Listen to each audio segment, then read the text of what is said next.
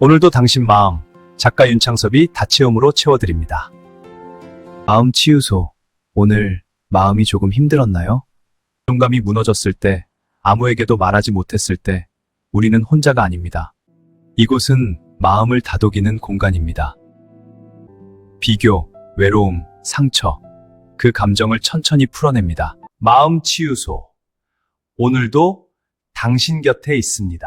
애썼다 참 고생 많았지 이제 너의 마음을 안아주렴 괜찮아 모두 흘러갈 거야 따스한 빛이 너를 감싸줄 거야 어서 오세요. 따뜻한 차 한 잔 준비해 두었습니다.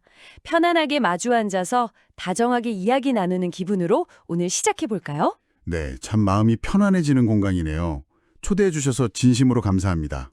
오늘 우리의 화두는 그 어느 날 무심코 거울을 보면서 혹은 하루를 길게 마치고 잠자리에 누워서 아, 왜 나는 이것도 못할까 하고 스스로를 탓하던 그런 순간들에 대한 이야기입니다. 맞아요. 누구나 살면서 한 번쯤은 마음이 덜컥 내려앉는 그런 밤을 보내게 되죠. 네, 그렇죠. 평소에는 주변 사람들에게 한없이 관대하시면서 유독 나 자신에게만 매섭고 가혹해지는 그 마음의 정체를 오늘 깊이 파헤쳐 보려고 하는데요. 본격적인 대화에 앞서서 오늘 저희는 윤창섭 작가 제시한 내용 검토하면서 진행하겠습니다. 네, 아주 좋습니다. 이 귀한 자료들을 통해서 우리 마음속에 숨겨진 자기 혐오의 원리를 낱낱이 살펴보고 무너진 자존감을 다시 단단하게 세우는 방법까지 깊이 있게 들어가 보겠습니다. 방금 말씀해 주신 것처럼 살다 보면 내 마음이 내 마음 같지 않아서 주저앉게 되는 날들이 참 많습니다. 오늘 우리의 임무는 아주 명확한데요. 아, 임무요?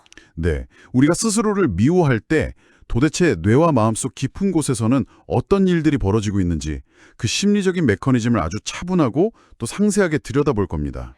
기대가 됩니다. 단순히 원인만 짚어보는 건 아니겠죠? 그럼요. 원인을 아는 것을 넘어서 그렇게 상처받은 마음을 어떻게 다시 다독이고 실질적으로 회복할 수 있는지 구체적인 행동 지침들을 찾아보려 합니다. 지금 이 방송을 듣고 계신 청취자님의 일상에 바로 적용할 수 있는 그런 따뜻한 위로의 시간이 될 것입니다. 참 든든하네요. 제가 자료를 꼼꼼히 살펴보면서 가장 먼저 눈에 띄었던 건요. 우리가 흔히 말하는 자기 혐오나 자책이라는 감정이 막 내 인생을 송두리째 뒤흔들 만한 거창한 실패에서 시작되는 게 아니라는 점이었습니다. 아주 중요한 부분을 짚어주셨어요. 오히려 아주 사소하고 너무나 평범한 일상 속 작은 틈새에서 슬며시 고개를 들더라고요. 맞습니다. 보통 사람들은 뭐 사업에 크게 실패하거나 인생의 중대한 기로에서 아주 잘못된 선택을 했을 때만 스스로를 미워할 거라고 생각하시잖아요. 네, 우리 그렇게 생각하기 쉽죠. 하지만 심리학적 관점에서 가만히 들여다보면 자기 비하는 일상적인 아주 작은 실수, 아주 사소한 트리거에서 발동하는 경우가 훨씬 더 많습니다. 맞아요. 저도 최근에 비슷한 경험을 했거든요.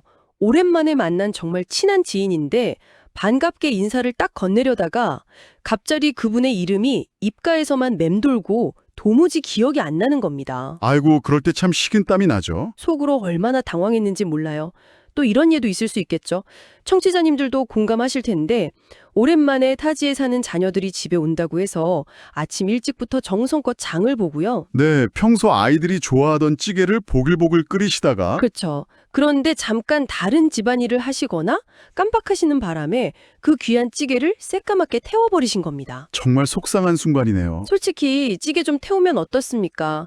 요즘 배달 음식도 얼마나 잘 나오는데요. 그냥 허허 웃어 넘기면 그만인 일인데 막상 그 탄 냄새를 맡는 순간 우리 마음은 완전히 엉뚱한 방향으로 튀어버립니다. 네, 단순히 찌개를 태웠다는 사실에 머물지 않게 되죠. 정말 쓸모가 없나 보다 하면서 스스로의 존재 가치를 깎아내리기 시작하는 거예요. 청취자님께서도 최근에 이렇게 아주 사소한 일로 밤잠을 설치며 스스로를 자책하신 적이 있으신가요? 아마 고개를 끄덕이시는 분들이 많으실 겁니다. 저도 끄덕이게 되네요. 여기서 우리가 반드시 아주 천천히 짚고 넘어가야 할 핵심이 있습니다. 바로 방금 묘사해 주신 그 상황 속 언어의 차이입니다. 언어의 차이요? 네, 살면서 누구나 크고 작은 실수를 하잖아요. 기억력이 예전 같지 않아서 이름을 깜빡할 수도 있고 불 조절을 놓칠 수도 있습니다. 심리적으로 건강한 상태, 즉 자기 객관화가 잘 되어 있는 상태라면 어떻게 말할까요? 그냥 불 조절을 잘못해서 찌개를 태웠네. 이렇게 말하겠죠. 정확합니다. 오늘은 내가 깜빡했구나 하고 상황 자체, 즉 행동만을 평가합니다.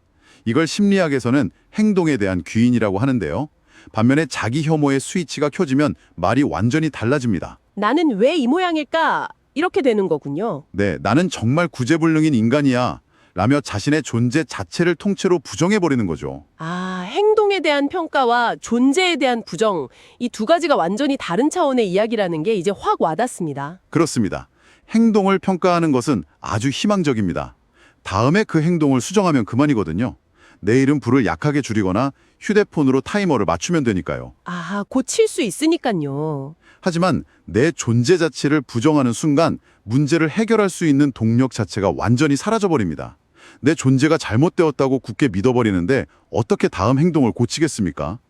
듣고 보니 정말 무서운 일이네요. 이번엔 일이 잘 안 됐네 라는 말과 나는 안 되는 인간이야 라는 말 사이의 그 간극? 이 미세해 보이는 언어의 차이가 사실은 우리 영혼과 자존감의 뼈대를 무너뜨리느냐 마느냐를 결정짓는 아주 중요한 열쇠입니다. 고개가 절로 끄덕여집니다. 행동의 실수 하나를 내 존재 전체의 실패로 둔갑시키는 이 억울한 마법이 우리 마음속에서 매일같이 일어나고 있었네요. 네, 참 안타까운 일이죠. 그렇다면 도대체 왜 이러는 걸까요? 이 대목에서 저는 정말 호기심이 생기더라고요. 우리는 보통 남에게는 참 너그럽지 않습니까? 그럼요. 타인에게는 관대하죠. 친구가 똑같이 찌개를 태웠다고 연락이 오면 아이고 그럴 수도 있지 탄 부분만 대충 걷어내고 먹자 하거나 기분 내려 나가서 맛있는 거 사 먹자 이렇게 다독여주잖아요. 네, 세상 다정한 위로를 건네죠. 그런데 유독 나 자신에게만큼은 왜 이렇게 얼음장처럼 차갑고 엄격하게 구는 걸까요? 청취자님, 대체 우리 마음속에는 어떤 장치가 숨어 있길래 나에게만 이토록 가혹한 잣대를 들이대는 걸까요? 아주 예리하고 훌륭한 질문입니다. 이 현상을 진화 심리학과 방어 기제의 관점에서 조금 더 깊이 연결해 보면 그 슬픈 이유가 아주 명확하게 드러납니다. 진화 심리학이요? 네. 그 밑바탕에는 인간의 아주 오래되고 본능적인 두려움이 짙게 깔려 있습니다. 우리는 무의식적으로 내가 무언가를 완벽하게 잘 해내야만 타인과 사회로부터 사랑받고 인정받을 수 있다고 믿습니다. 실수하면 안 된다는 압박감이군요. 맞습니다. 만약 내가 자꾸 실수하고 부족한 모습을 보이면 속한 무리에서 쓸모없는 존재로 여겨져 버림받지 않을까 하는 그런 아주 깊은 불안이 뼈저리게 내재되어 있는 것이죠. 결국 타인에게 버림받을지도 모른다는 생존 본능과 깊게 연결되어 있다는 말씀이시군요. 정확하게 보셨습니다. 그래서 타인이나 세상이 나를 비난하고 상처를 주기 전에 내가 먼저 나 스스로를 매섭게 채찍질하는 겁니다. 다른 사람이 나에게 당신은 왜 그것도 못해? 라고 공격하기 전에 네, 내가 먼저 나는 정말 쓸모없는 사람이야 라고 내면에서 선제 공격을 날려버리는 거죠. 세상에 남이 나를 때리기 전에 내가 먼저 나를 때려놓는다. 적어도 타인에게 비난받을 때의 충격을 미리 줄여버리는 아주 교묘하고도 슬픈 자기 방어 기제인 셈입니다. 와, 세상이 나를 아프게 하기 전에 내가 먼저 선수를 친다는 말씀이 마음을 참 먹먹하게 하네요. 방어 기제자는 말이 왠지 나를 든든하게 지켜준다는 느낌이어야 하는데 결국 나 자신을 더 깊게 찌르는 칼이 된다는 게 참 아이러니합니다. 네, 마음이 짠해지는 대목이죠. 오늘 자료를 보면 이런 현상을 완벽주의나 내면화된 비판자라는 심리학적 개념으로 아주 상세하게 설명하고 있던데요. 사실 완벽주의라고 하면 일 처리 아주 깔끔하게 잘하는 일벌레 같은 사람들의 긍정적인 특성인 줄만 알았습니다. 많은 분들이 그렇게 오해하시곤 하죠. 그런데 일상에서 나타나는 완벽주의의 실체는 전혀 다르더라고요. 단 하나라도 내 마음에 어긋나거나 실수가 발생하면 내 삶 전체가 가치 없는 거야 라고 스스로를 숨막히게 옥죄는 태도에 가깝더군요. 그 부분이 완벽주의에 대한 가장 흔하고도 위험한 오해 중 하나입니다. 심리학에서 경계하는 완벽주의는 완벽한 결과를 도출해내는 능력이 결코 아닙니다. 능력이 아니군요. 네, 오히려 완벽하지 않은 자신을 조금도 용납하지 못하는 가혹하고 경직된 태도를 의미합니다. 실수를 성장의 과정으로 보지 못하고 존재의 흠집으로만 여기는 거죠. 존재의 흠집이요. 참 아픈 표현이네요. 그리고 여기서 방금 선생님께서 말씀하신 내면화된 비판자라는 아주 중요한 개념이 등장합니다. 이 심리적 구조를 청취자님이 이해하시기 쉽게 아주 일상적인 비유로 천천히 풀어보겠습니다. 네, 부탁드립니다. 우리 마음속 깊은 곳에 아주 오래된 카세트 테이프 라디오가 하나 놓여 있다고 상상해 보시죠. 카세트 테이프 라디오요? 예전에 즐겨 듣던 그 아날로그 라디오 말씀이시죠? 네, 맞습니다. 버튼을 꼭 누르면 철칵하고 돌아가는 그 라디오요. 그런데 그 테이프에 녹음된 목소리가 사실은 내 목소리가 아닙니다. 내 마음속에 있는데 내 목소리가 아니라고요? 네, 어릴 적 아주 무서웠던 선생님이나 엄격했던 부모님, 혹은 젊은 시절 직장에서 나를 호되게 혼냈던 상사에게 들었던 차가운 말들이 고스란히 녹음되어 있는 겁니다. 아, 왜 너는 그것밖에 못해? 이런 말들이요? 맞아요. 남들은 저렇게 다 잘 사는데 넌 왜 그 모양이야? 조금 더 똑바로 해볼 수 없어 같은 가시돋친 비난 섞인 말들이죠. 생각만 해도 숨이 턱 막힙니다. 그리고 일상에서 내가 조금만 실수를 하거나 당황스러운 상황에 처하면 뇌는 즉각적으로 방어 기제를 작동시키면서 이 라디오의 재생 버튼을 덜컥 눌러버립니다. 아, 내가 원해서 의식적으로 트는 게 아니라 그냥 자동 재생이 되어버리는 거군요. 그렇습니다. 수십 년의 긴 세월 동안 무의식 중에 반복해서 그 소리를 듣다 보니 어느 순간부터는 그게 외부에서 심어진 다른 사람의 목소리가 아니라 내 진짜 속마음인 줄 착각하게 되는 것입니다. 세상에, 다른 사람의 비난을 내 생각이라고 믿고 살아왔다니. 네. 내가 나를 비판하고 있다고 믿지만 사실은 과거에 누군가가 던진 비난을 앵무새처럼 계속 반복하고 있을 뿐이죠. 참 억울한 일이네요. 여기서 우리가 꼭 아주 깊이 기억해야 할 사실이 있습니다. 지금 머릿속을 맴도는 그 매몰찬 비난의 목소리는 청취자님의 진실이 아닙니다. 나의 진실이 아니다. 네. 그저 너무 오래 반복되어서 신경회로에 단단히 굳어져 버린 아주 낡은 습관일 뿐입니다. 낡은 습관일 뿐, 나의 진실이 아니다. 이 말씀이 참 묘한 안도감을 주네요. 결국 그 낡은 카세트 테이프를 과감하게 꺼내서 버리거나 적어도 일시정지 버튼을 누르는 법을 배워야겠다는 생각이 듭니다. 맞습니다. 그게 바로 치유의 시작이죠. 내려놓는 이 마음 속에 잔잔한 평화 깃들게 지나온 모든 순간이 나를 만든 아름다운 이야기 이제 괜찮아 이대로 나를 안아줄게 스스로. 자, 그런데 여기서 오늘 자료를 쭉 검토하던 중 제 눈을 확 사로잡은 정말 놀랍고 흥미로운 통찰이 하나 등장합니다. 사실 저 혼자 이 부분 읽으면서 무릎을 탁 쳤거든요. 아, 어느 대목이었나요? 바로 이 대목이었습니다.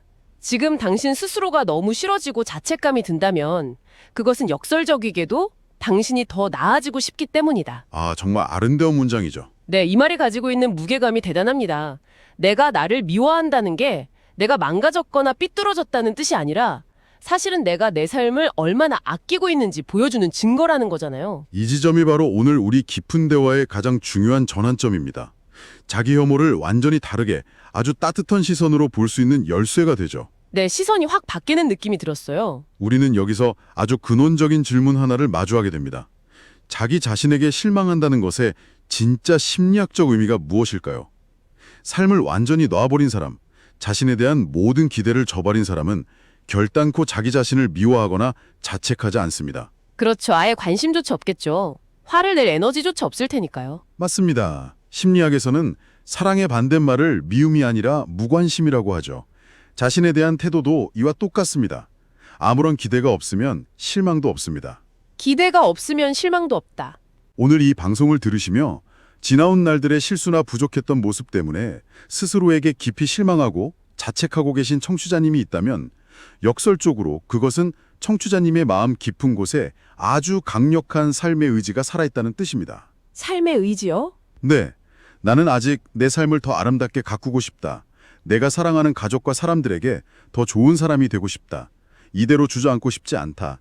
이런 아주 간절하고 뜨거운 열망이 펄떡이며 숨쉬고 있다는 가장 명백한 증거입니다. 와, 스스로를 미워하는 그 괴롭고 아픈 마음의 이면을 들여다보니 실은 내 삶을 절대 포기하지 않겠다는 아주 강력한 생명력의 신호가 박동하고 있는 셈이죠. 포기하지 않았기에 실망도 하는 것이다. 정말 마음 깊은 곳까지 닿는 큰 위로가 되는 분석입니다. 내 안에 그 자기 혐오라는 뾰족하고 가시돋친 감정의 안쪽을 들여다보니 그 속에 내 삶을 향한 따뜻한 사랑과 열망이 웅크리고 있었다뇨. 네, 그 열망 자체는 참으로 귀하고 예쁜 것입니다. 그렇다면 우리는 이 마음을 어떻게 다루어야 할까요? 더 잘 살고 싶다는 열망은 참 좋지만 자신을 그렇게 매섭게 미워하는 방식은 분명 건강하지 않잖아요. 아주 중요한 지적을 해주셨습니다. 그 마음의 뿌리가 아무리 더 잘 살고 싶다는 예쁘고 긍정적인 열망에서 시작되었다 하더라도 방법론에 있어서는 이제 부드럽게 궤도를 수정해 주어야 합니다. 궤도 수정이 필요하군요. 나를 매섭게 채찍질하고 깎아내리는 자기 혐오라는 방식 자체는 단기적으로는 일종의 긴장감을 줄지 몰라도 장기적으로는 결코 우리를 성장시키거나 더 나은 곳으로 데려다주지 못합니다. 오히려 깊은 번아웃과 우울감을 유발하죠. 네, 결국 지쳐서 쓰러지게 만들 테니까요. 식물을 키우는 과정에 한번 비유해 볼까요? 선생님, 식물 가꾸는 거 참 좋아하시죠? 네, 베란다에서 화분 몇 개 키우는 거 낙으로 삼고 있는데 어떻게 비유할 수 있을까요? 아무리 꽃을 빨리 피우고 싶다는 열망이 강하다고 해서 자라나는 줄기를 억지로 쭉 잡아당기거나 더 많은 빛을 주겠다고 화분 옆에 뜨거운 불을 쬐어주면 어떻게 될까요? 아이고, 당연히 말려 죽거나 뿌리째 툭 뽑혀버리겠죠. 그렇게 키우면 안 되죠. 우리의 마음도 그 식물과 완벽하게 똑같습니다. 더 나아지고 싶다는 목표를 위해서 스스로에게 엄격한 비난의 불을 쬐어주는 것은 마음을 서서히 말라 죽게 하는 길입니다. 아, 비난의 불을 쬐어준다. 참 와닿는 표현이네요. 진정한 심리적 성장과 변화는 오직 내 상처와 실수, 나의 부족함을 있는 그대로 조용히 바라봐주고 수용해주는 따뜻한 자기 이해라는 햇살과 수분을 충분히 공급받을 때만 가능해집니다. 결국 성장을 이끄는 동력의 종류를 완전히 바꿔야 하는 거군요. 두려움과 자책이라는 차가운 채찍질에서 자기 이해와 수용이라는 아주 따뜻한 햇살로요. 네, 완벽한 요약입니다. 이 원리로는 이해를 했는데 막상 또 현실로 돌아가서 찌개가 타거나 실수를 하면 또 습관처럼 나를 탓하게 될까 봐 걱정도 됩니다. 그렇다면 오늘 윤창섭 작가가 제시한 내용의 핵심이자 실천편으로 넘어가 봐야겠습니다. 네, 이제 구체적인 방법론을 다뤄볼 차례네요. 이렇게 일상 속에서 습관적으로 나를 깎아내리며 무너졌던 자존감을 현실에서 구체적으로 어떻게 다시 회복할 수 있을까요?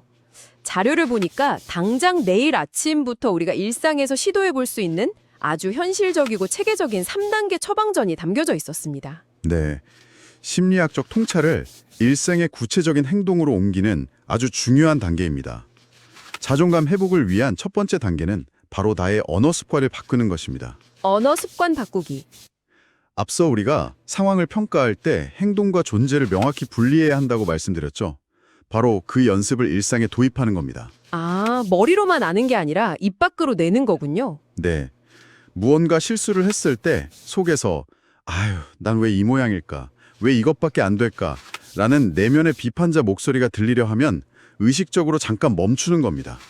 그리고 그저 그 순간 일어난 현상 하나만을 떼어놓고 담담하게 말하는 연습을 하는 거죠. 아까 그 찌개를 태운 상황으로 예를 다시 들어보자면 내가 늙어서 쓸모가 없네. 대신 어떻게 말하면 좋을까요? 아주 단순하고 건조하게 팩트만 말하는 겁니다.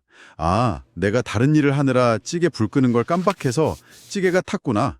이번엔 상황이 잘 안 풀렸네. 이렇게요. 이번엔 상황이 잘 안 풀렸네. 네, 나와 나의 실수를 완벽하게 분리하는 인지행동적 접근입니다. 이 연습의 핵심은 내가 가치가 훼손된 게 아니라 그저 내가 한 수많은 행동 중 단 하나가 약간 어긋났을 뿐이라고 가볍게 소리내어 말해보는 것입니다. 속으로 생각만 하는 것보다 소리내어 말하는 게 더 효과가 좋나요? 그럼요. 생각만 하는 것보다 직접 소리내어 내 귀로 들을 때 뇌의 인지전환 효과가 훨씬 크거든요.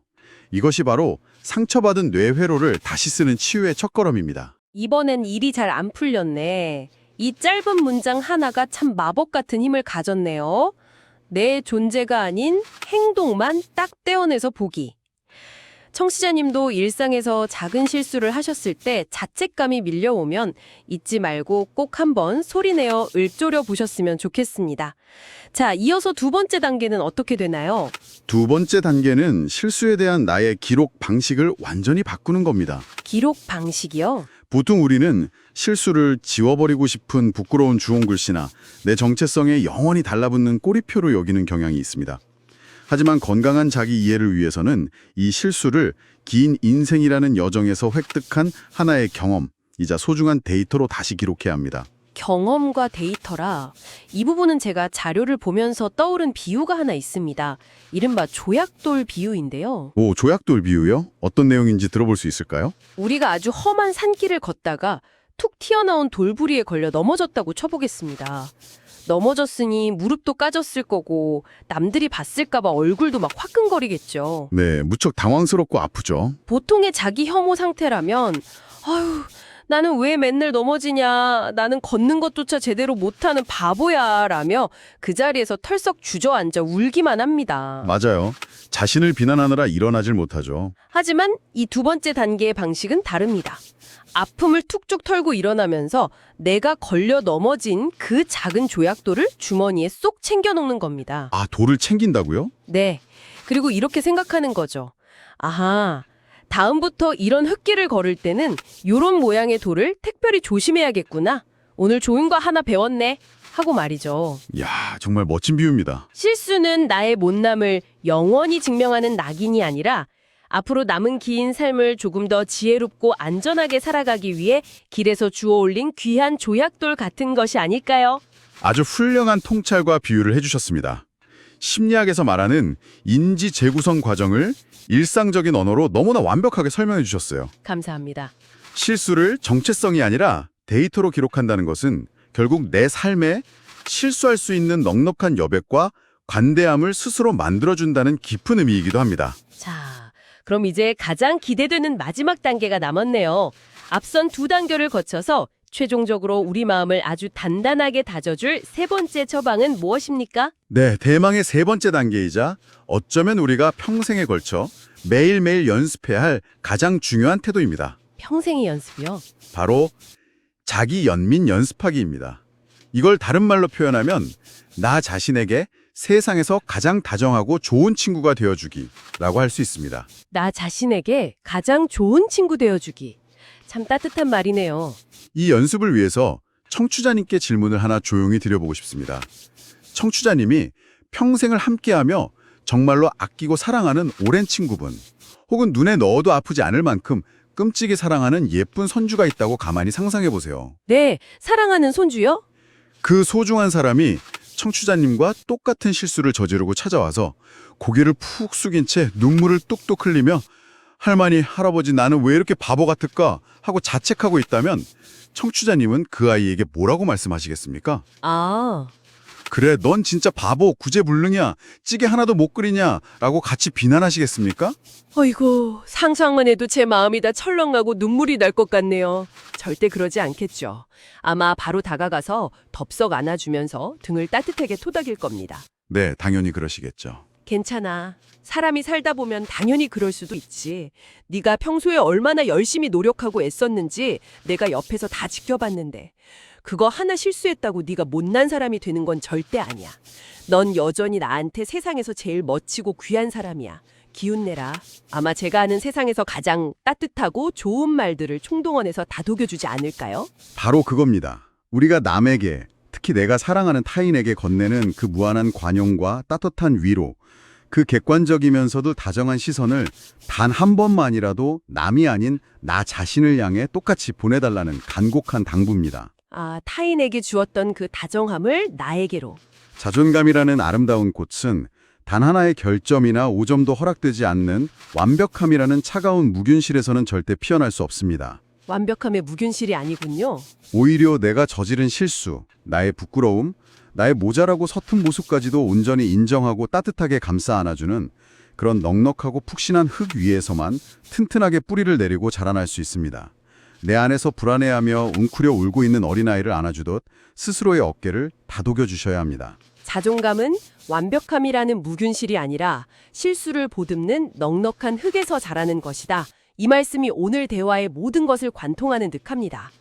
남에게는 그토록 쉽게 내어주었던 다정함을 정작 가장 위로받아야 할 나 자신에게는 너무 인색하게 굴었다는 미안함도 드네요. 네, 많은 분들이 여기서 눈시울을 붉히시곤 하죠. 오늘 우리가 나눈 이 깊이 있는 대화와 심리학적 통찰들이 방송을 듣고 계신 청취자님의 마음에 자신을 다시 사랑할 수 있는 작은 씨앗 하나를 단단히 심어드렸기를 진심으로 바랍니다. 네, 이제 오늘 우리의 긴 대화를 서서히 갈무리할 시간이 다가오네요.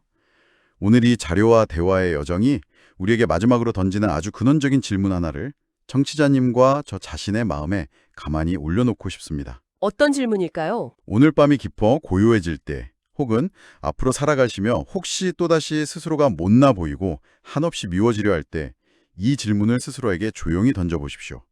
나는 나의 이 작은 실수들 때문에 정말로 미움받아야 마땅한 사람인가? 정말로 미움받아야 마땅한 사람인가? 그 질문에 제가 그리고 이곳에 있는 저희 두 사람이 청취자님을 대신해서 아주 확신에 찬 목소리로 대답해 드리고 싶습니다. 네, 결코 그렇지 않을 겁니다. 아니, 절대 그렇지 않습니다. 청취자님은 그저 길고 긴 삶의 여정에서 숱하게 일어나는 작은 해프닝, 작은 실수 하나를 우연히 마주쳤을 뿐입니다. 찌개를 조금 태운 실수, 반가운 사람의 이름을 잠시 잊어버린 실수, 당황해서 누군가에게 서운한 말을 뱉어버린 그 한 번의 실수가 청취자님이 살아온 평생의 눈부신 궤적과 당신이라는 사람 전체의 가치를 결코 대변할 수 없습니다. 네, 참으로 따뜻한 진실입니다. 청취자님은 무너지고 부서진 것이 아닙니다. 여전히 새로운 것을 배우고 삶을 느끼고 사람들을 사랑하며 뚜벅뚜벅 나아가는 이 아름다운 삶의 과정 그 한가운데를 당당히 걷고 계실 뿐입니다. 그러니 부디 오늘 하루만큼은 평소보다 조금만 덜 스스로를 미워해 주세요.